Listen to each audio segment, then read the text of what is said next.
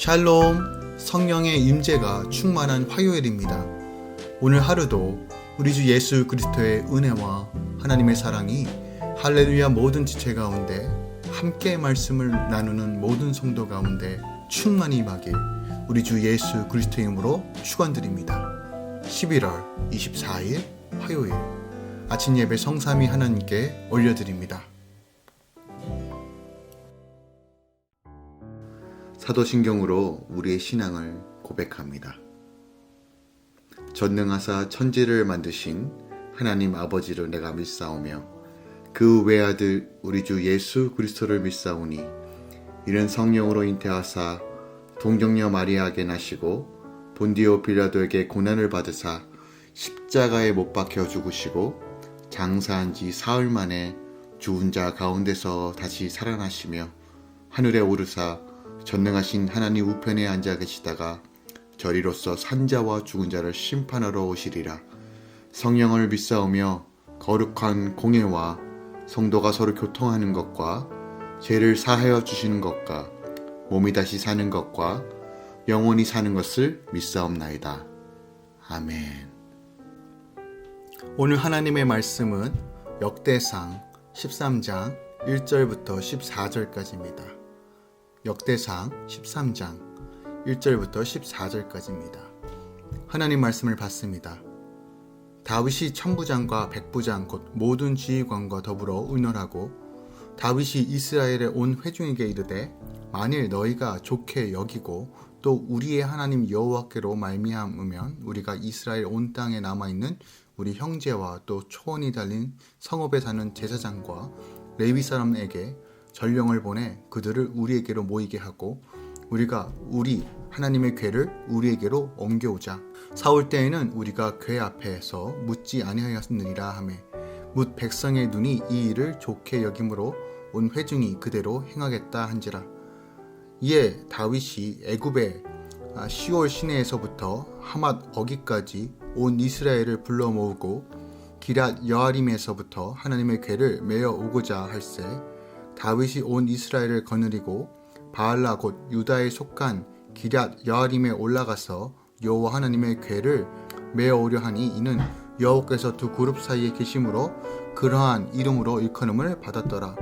하나님의 궤를 새 수레에 싣고 아비나답의 집에서 나오는데 우사와 아이후는 수레를 몰며 다윗과 이스라엘 온 무리는 하나님 앞에서 힘을 다하여 뛰놀며 노래하며 수금과 비파와 소고와 제금과 나팔로 연주하니라. 기돈의 타작 마당에 이르러서는 소들이 띠므로 우사가 손을 펴서 궤를 붙들었더니 우사가 손을 펴서 궤를 붙듦으로 말미암아 여호와께서 진노하사 치심에 그가 거기 하나님 앞에서 죽으니라. 여호와께서 우사의 몸을 찢으셨으므로 다윗이 노하여 그곳을 베레스 우사라 부르니 그 이름이 오늘까지 이르리라. 그날에 다윗이 하나님을 두려워하여 이르되 내가 어떻게 하나님의 궤를 내 곳으로 오게 하리요 하고 다윗이 궤를 옮겨 자기가 있는 다윗성으로 메어 드리지 못하고 그 대신 가드 사람 오벳 에돔의 집으로 메어 가니라. 하나님의 궤가 오벳 에돔의 집에서 그의 가족과 함께 석 달을 있으니라.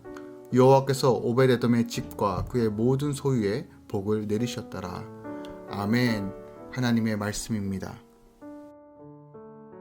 역대상 13장부터는 다윗 왕의 정치적 역량과 정통성을 강조했던 그전과는 달리 다윗이 하나님에 대한 순수한 신앙을 강조하기 위하여 다윗의 주도하에 언약궤를 예루살렘에 안치하는 내용을 기록하고 있습니다. 오늘 13장은 크게 세 부분으로 나눌 수 있습니다. 1절부터 5절까지는 다윗이 예루살렘으로 언약궤를 운반할 것을 천부장과 백부장 곧 모든 장수들에게 제안하였고 다윗의 제안에 따라 결의한 온 이스라엘 백성들은 헤브론으로 소집한 사실을 기록하고 있습니다. 또한 5절부터 8절까지는 다윗이 온 이스라엘 백성들과 함께 길리앗 여아림 아비나답의 집으로 가서 아비나답의 두 아들 우사와 아이호를 언약궤 운반 책임자로 삼고 언약궤를 수레에 실어 운반하기 시작한 사실과 그로 인하여 온 무리가 언약궤 앞에서 하나님을 찬양한 사실을 기록하고 있습니다. 그리고 9절부터 14절은 언약궤를 실은 수레가 기돈의 타작 마당에 이르렀을 때 수레를 끄는 소들이 뛰어 궤가 수레에서 떨어지려고 하자 언약궤 운반 책임을 맡은 우사가 언약궤 손을 붙잡았다가 하나님의 심판으로 인해 죽게 됩니다.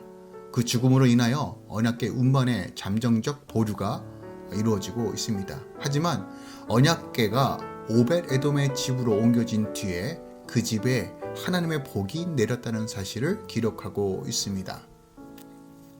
한편 엿대기에서는 다윗이 백성들의 지도자와 의논하여 하나님의 언약의 상징인 언약궤를 길야 여아림에서 예루살렘으로 옮기려고 했던 일이 다윗이 헤브론에서 온 이스라엘 왕으로 즉위한 이후에 가장 먼저 행한 일로 기록하고 있습니다. 그러나 사실상 그가 온 이스라엘의 왕으로 즉위한 뒤 행한 첫 번째 일은 바로 이 언약궤를 옮기는 일이 아니었습니다. 이는 사무엘서에서도 나오고 있는데 다윗의 기사들을 살펴보면 다윗은 온 이스라엘과 함께 즉위식을 거행한 후에 언약궤 운반 사건 사이에는 즉 다윗이 온 이스라엘과 함께 즉위식을 거행한 이후와 언약궤를 운반한 사이에는 예루살렘 전복 전쟁이 있었고 다윗궁을 건설하였고 블레셋을 정벌했던 사건들이 기록되어 있습니다. 그럼에도 불구하고 역대기 기자가 위의 사건들에 대한 기술을 생략하고 언약궤 운반 사건을 다윗의 즉위식 이후에 바로 이루어진 것처럼 기록하고 있다는 것이에요. 이것은 분명한 신학적인 의도가 있기 때문에 그렇습니다. 그러니까 하나님께서 세우신 다윗 왕조의 정통성을 강조하고 이상화하려던 역대기 저자는 다윗의 정치적 혹은 군사적인 업적보다 먼저 그가 하나님 중심적인 신앙을 가졌다는 것을 보여주고 싶었던 거예요. 그러니까 다윗의 즉위식과 1차 언약궤 운반 시도 사이에 일어난 다윗의 업적은 과감하게 생략하고 그의 신앙적 업적인 언약궤를 예루살렘에 안치한 사건을 가장 먼저 다루고 있어요. 역대기 기자는 1차 독자인 포로기 이후에 이스라엘 공동체에게 다윗이 왕이 된 후에 하나님의 궤를 가장 먼저 안전한 곳에 모셨던 것처럼 다윗의 신앙을 본받아 하나님에 대한 신앙을 최우선으로 두고 선민, 신정국가의 재건에 매진하도록 촉구하기 위하여 이렇게 독특한 방식을 가지고 의도를 가지고 기술했다는 것이에요. 특별하게 오늘 본문에는 사무엘서에는 없는 표현이 있는데 그것은 다윗은 일부 중심 세력들과 측근들과 의논한 것이 아니라 모든 지도자들과 의논했다라고 기록하고 있어요. 본서 저자의 이런 강조는 사무엘하 6장 1절부터 11절에서 다윗이 언약궤를 운반하는 일에 대해 백성들과 의논한 내용이 누락되어 마치 다윗이 모든 것을 독단적으로 결정하고 수행한 것 같은 인상을 주는 것과는 매우 대조적입니다. 여기서 우리는 다윗을 보다 이상적인 왕으로 묘사하려는 역대기 저자의 역사 기술 방식을 우리가 발견할 수 있어요. 그러니까 즉 본서의 저자 역대기 기자는요, 언약궤를 예루살렘으로 옮기는 일이 이스라엘의 진정한 왕 되신 하나님을 이스라엘 나라의 중심에 모시는 것으로서 너무나 지극히 당연한 것임에도 불구하고 다윗이 그것을 백성의 모든 지도자들과 먼저 의논하여 동의를 이끌어냈다는 사실을 강조함으로써 그가 하나님과 마음이 합한 자였을 뿐만 아니라 백성들을 하나님의 선한 일에 적극적으로 동참시킨 신정왕국의 이상적인 통치자였다는 것을 부각시키고 있는 것이에요. 또한 언약궤의 예루살렘 안치 계획에서부터 백성의 모든 대표가 동참하였다는 사실은 본서의 1차 독자인 포로기 후대 공동체 이스라엘 백성들의 상황과 관련해서도 다시 약속의 땅으로 돌아와 선민, 신정 왕국에 재건하는 과업이 하나님 백성 모두의 일이라는 사실을 다시 한번 분명하게 가르쳐주고 있는 것이에요. 오늘 본문을 통해서 오늘 하루 우리가 적용하고 묵상해야 될 말씀이 무엇이 있을까요? 오늘 본문은 성도와 교회는 다른 어떤 것보다 먼저 하나님 중심, 하나님 나라, 그의 의를 위해 살아야 한다는 것을 분명하게 선포하고 있는 것이에요. 역대기 기자는 다윗이 예루살렘에 입성한 직후 다른 무엇보다도 길르앗 여라임에서 70년이나 방치되었던 하나님의 궤를 예루살렘으로 운반할 계획을 보도하고 있습니다. 당시 상황을 볼 때 다윗이 자신의 기반을 든든히 세우고 국가를 보다 확고하게 다지기 위해서 가장 먼저 군사를 정비하거나 정치적인 행보를 걷거나 주변 국가를 정복하는 등을 먼저 하는 것이 가장 효과적이었을 것입니다. 사람들에게 신임도 얻었고 당시 그를 따르던 사람들도 사기가 충만하였기 때문에 왕의 입장에서 할 수 있는 최선의 선택은 바로 기틀을 다지는 것이었을 거예요. 기초를 잘 만들어야 왕권을 강화할 수 있으며 더 나아가 더 많은 영광을 얻을 수 있기 때문입니다. 하지만 그럼에도 불구하고 예루살렘 입성 후 그가 했던 행위는 하나님의 궤를 예루살렘으로 옮겨오는 일이었습니다. 역대기 기자는 이 사건을 처음으로 다루면서 우리에게 다시 한번 핵심적인 메시지를 던집니다. 다윗이 하나님을 향한 마음이 어떤지, 그리고 이스라엘 백성이 가장 본질적으로 회복해야 하는 것이 무엇인지를 가르쳐 주고 있는 것이에요. 당시 다윗이 이스라엘이 왕이 되었을 때 이스라엘은 정치적이고 종교적으로 극심한 혼란기에 빠져 있을 때였어요. 백성들이 요구한 왕정이, 그러니까 사울 왕이죠, 실패로 돌아간 듯해 보였고 오히려 사사시대보다 더한 종교적인 침체에 빠져 있었어요. 하나님의 언약의 상징이었던 언약궤는 이방인들에게 탈취당하여 수모를 겪고 있었고 하나님을 찾고 그 뜻을 구하는 어떠한 신앙적인 시도도 없었어요. 그리고 정치적으로는 사울 왕이 이끌었던 이스라엘 군대가 길보아산 전투에서 패배하였고 그로 말미암아 이스라엘은 사실상 블레셋의 속국으로 전락한 상태였습니다. 물론 다윗이 언약궤를 예루살렘으로 옮길 때 이스라엘은 블레셋의 속박으로부터 벗어나 있었던 상태입니다. 그러나 이스라엘의 정치적인 상황은 여전히 불안한 가운데 있었어요. 또한 종교적인 회복도 이루어지지 않은 상태였습니다. 이런 상황 가운데 다윗은 이스라엘의 온전한 회복을 위하여 무엇을 먼저 해야 되는지를 보여주고 있는 것이에요. 즉 먼저 하나님과 이스라엘의 관계가 온전히 회복되어야만 그 나머지 회복도 있다는 사실을 보여주고 있는 것이에요.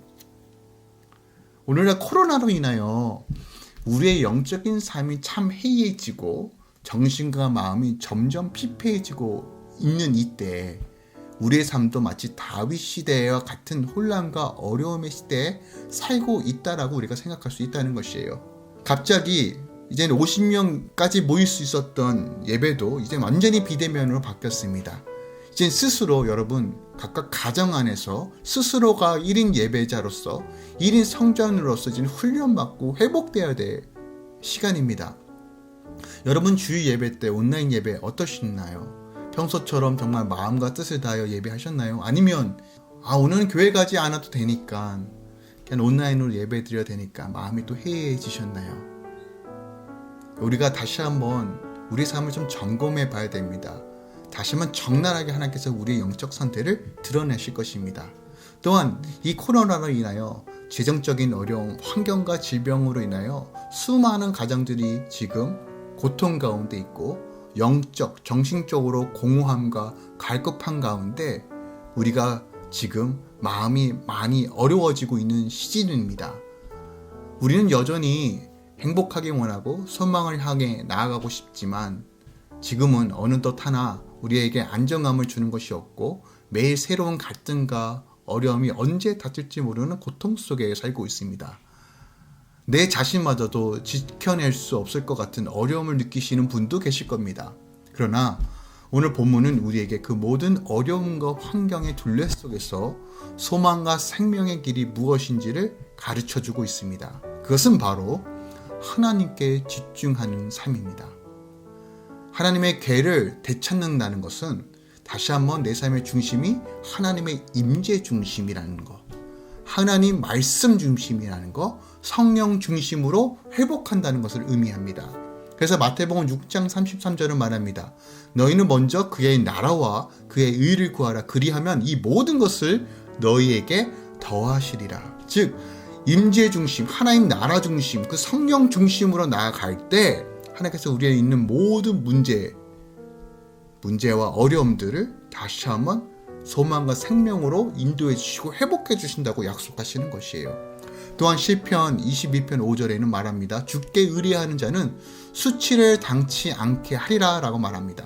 이런 의미에서 우리의 위기, 정신적인 어려움, 물질의 빈곤, 군사적인 위험, 양식의 어려움, 물이 없어 가람도 아니고요. 하나님을 구하지 않는 것이 우리의 최대 위기이며 그의 나라와 의를 구하지 못하는 것이 우리의 최대 위기라는 사실을 깨달아야 합니다. 그러므로 여러분 환경 가운데, 상황 가운데 이것에 대해서 다시 한번 우리의 삶이 자꾸 낙오되고 낙심하고 좌절하는 것이 아니라 그럼에도 불구하고 내가 하나님 말씀을 붙잡겠습니다. 주님과 동행하겠습니다. 주님과의 그 관계를 회복하겠습니다. 하나님의 나라와 의를 위해 나아가겠습니다 라고 다시 한번 선포하며 기도하며 1인 성전과 다시 한번 예배자의 삶을 살아야 한다는 것이에요. 오늘 하루 우리가 하나님을 구하고 그의 나라를 사모함으로 말씀을 따르는 삶, 내가 주님께 더 가까이 가기 위해 회개하는 삶, 성령의 임재를 구하는 삶 사시길 우리 주 예수 그리스도로 부탁드립니다. 아침부터 오늘 하루를 마치는 그 순간까지 여러분 생각과 마음 가운데 주의 나라를 한 번 더 생각하시고 품으며 또 묵상하시길, 생각하시길 우리 주 예수 그리스도로 부탁드립니다. 하나님의 나라와 의를 구하는 삶을 살지 않으면 우리는 영적으로 묻어지고 영적으로 묻어지면 시대를 구분할 지혜를 상실합니다. 오늘 하루 여러분의 삶에 성령의 인도하심이 주의 나라와 의를 위해 달려가는 삶 사시길 우리 주 예수 그리스도 이름으로 축원드립니다. 기도하겠습니다. 주여, 주님 우리를 긍휼히 여기소서. 주님 우리를 불쌍히 여기소서. 환경이 우리 삶을 넘어뜨리지 못합니다. 상황이 우리 삶을 넘어뜨리지 못합니다. 하나님 다시 한번 결단합니다. 주 안에 있으면 안전합니다. 주의 통치와 주의 나라가 우리 삶 가운데 임하며 우리 가정은 안전합니다. 우리 삶을 인도하시고 붙드시는 우리 주 예수 그리스도를 바라보겠습니다. 선포합니다. 주님 할렐루야 공동체를 지키시고 주의 성도들을 지키시고 또한 함께 말씀을 나누며 주의 영광을 바라보는 모든 주의 성도들을 지켜주시옵소서. 모든 흠악의 세력들 예수 그리스도의 이름으로 끊어지고 우리 주 예수 그리스도의 이름 안에서 온전히 승리하는 하루 될 수 있도록 역사하여 주시옵소서. 이제는 우리 주 예수 그리스도의 은혜와 우리 하나님 아버지의 놀라우신 사랑과 성령님의 동행하심이 오늘 하루 주의 나라와 의를 위해 살아가며 믿음을 결단하며 주께 가까이 하려고 발버둥치는 모든 주의 성도들의 삶 가운데 이제로부터 영원까지 함께 있을지어다. 아멘.